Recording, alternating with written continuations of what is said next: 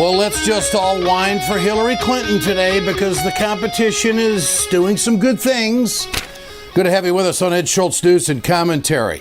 I'm so glad that Bernie Sanders is pointing out what he's had to put up with on the campaign trail. Another victory last night for Sanders. A lot of people left him for dead after New York. But he hasn't given up. And you know what's interesting now is that he's moving to the West Coast. He was in Salem, Oregon last night. And we're going to find out that this is where Bernie is really strong. His most staunch supporters are going to be found on the West Coast because they believe in change. They want change and they're willing to work for it. They got a history of doing that. He's already won Washington. He's going to win Oregon. And I think he's going to win California. But of course, the Clinton camp continues with their surrogates to be so concerned about competition. They're so afraid that now that Bernie is out there doing this, it just for some reason is watering down the debate, and it's hurting Hillary because not only does she have to fend off Bernie Sanders, she has to fend off all these comments from Donald Trump, and this is giving a big advantage to the Republicans.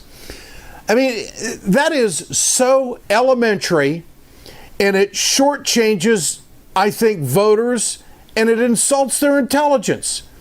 I mean, if that's the best thing the Clinton campaign can come up with in the heat of a battle to get a fight to the finish, and believe me, when this is all over with, they're going to be almost on bended knee. Hey, you Bernie people, we really respected you a lot, so we really need you to beat Trump. I mean, come on. Play this out to the finish. So the mainstream media has bought this hook, line, and sinker that is just so hard on Hillary right now. Let me remind you, it was Hillary Clinton that said that she was going to do away with the coal industry. How the hell do you think that was going to play in West Virginia? And it is Bernie Sanders all along who has been going after Citizens United, which, of course, the people in Oregon know all about voter fraud. They know all about funding campaigns. And so this is still got to play out. And what it comes down to is that Bernie Sanders is making the lives of these superdelegates absolutely miserable because they're going to have to go back and explain to the constituents, why are you supporting Hillary Clinton when the other guy won your state? Now, out of the 8 superdelegates in West Virginia, 5 of them are committed to Hillary Clinton. That means that 5 of them are bought and paid for. And they're not about democracy.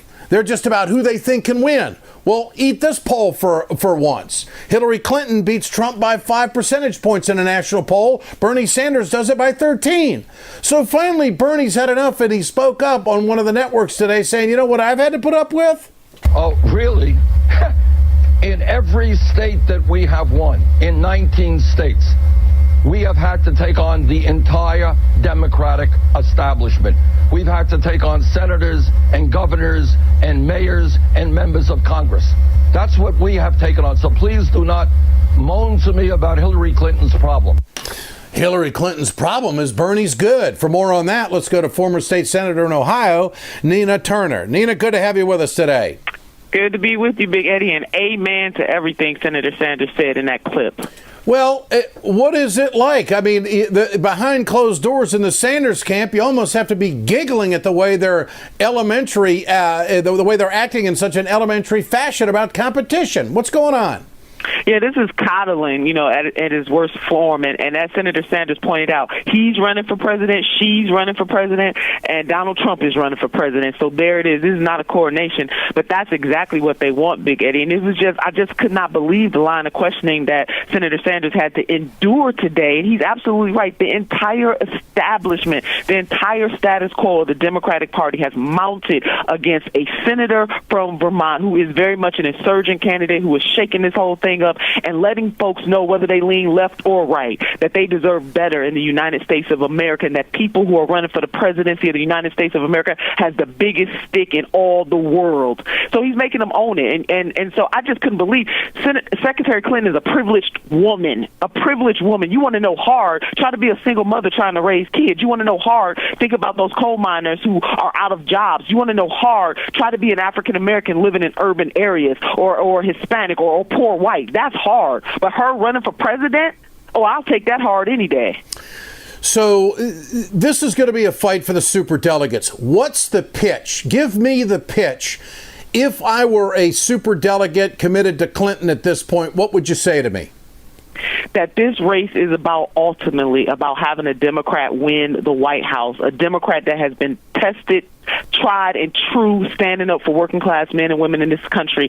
And when it comes to going head to head with Mr. Donald Trump, Senator Bernie Sanders is that candidate consistently, not just a snapshot, but over and over, poll after poll after poll. He performs the best. He provides the best opportunity, not only for us to win the White House, but he provides the best opportunity for us to energize our base in November. And that is important. He carries millennials and even some folks who are a little beyond millennials, 45 and under. He carries the independents, and we all know that Democrats cannot win the White House without carrying the independents. So this is bigger than some allegiance to one candidate. I mean, it really is. You watch all the networks. I don't hear anybody saying that Bernie is a stronger candidate against Trump. Listen to Trump this morning on Fox and Friends running his jaw about Bernie. And the election, every time you see it, I call him Crazy Bernie because he's not very good, but probably beating him would be easier. Who's going to run against a socialist and lose? I mean, well, it would be you, Donald Trump, and right now you cannot cite one poll anywhere in this country where you beat Bernie Sanders.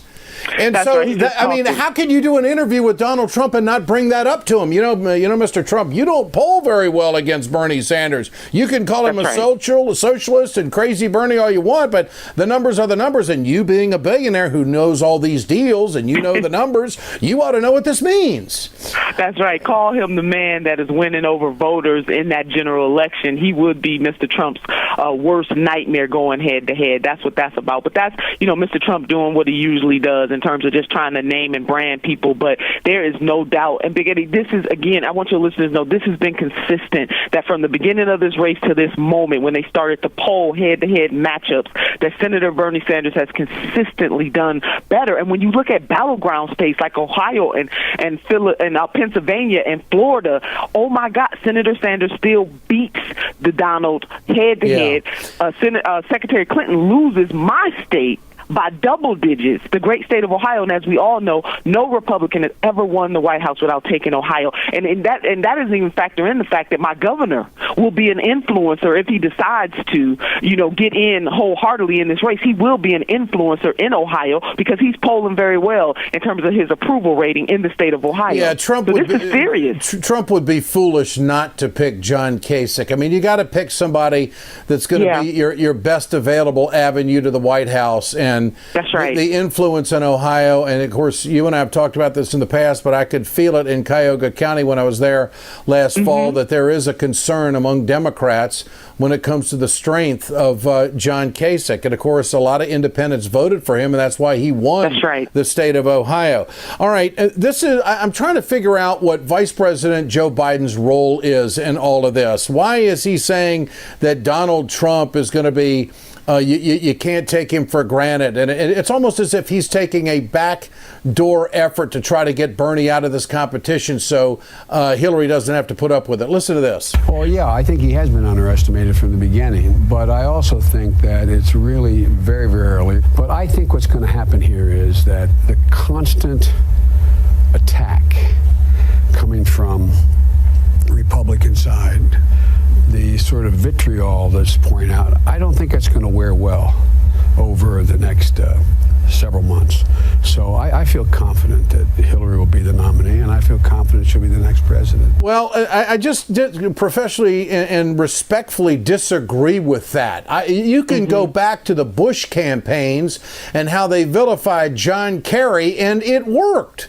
The swift boating of Kerry worked. You can't get around it. They're going to be doing some serious swift boating of Hillary Clinton if she is the nominee. So this idea that Trump is just a chump and can't get it done, look, you better put the best available athlete you got in the game, and that would be Bernie Sanders, and polling on all different levels and demographics to make this thing happen. That's right, Big Eddie. That's right. What is Hillary Clinton going to do? And this is a fundamental question. What is she going to do to turn Bernie Sanders supporters and make them realize, the millennials, that, this is, I'm not so bad after all. That's really what she's got to be pushing hard for. I mean, she is going to have to almost plead to this demographic to turn this kind of a number around. Your thoughts? That's right, but even if they come out, because some folks may just decide to sit it out because the energy is not with Secretary Clinton, the energy is with Senator Bernie Sanders. But I will tell you this, ask the 16 other people or the 15 other Republicans who lost to Mr. Trump whether or not they should have underestimated him.